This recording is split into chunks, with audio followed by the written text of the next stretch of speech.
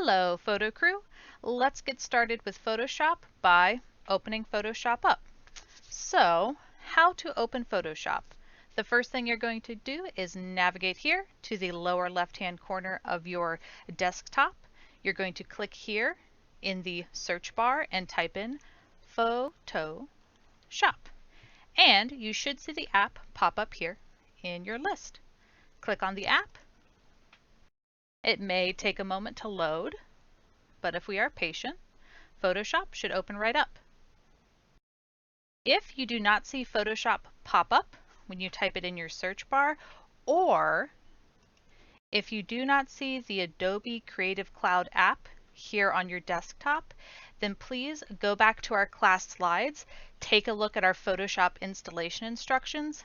If those installation instructions are not working, or you do not see this icon here on your desktop, please email me so that we can fill out a tech ticket to make sure we can get Photoshop up and running for you. All right, on to the next step.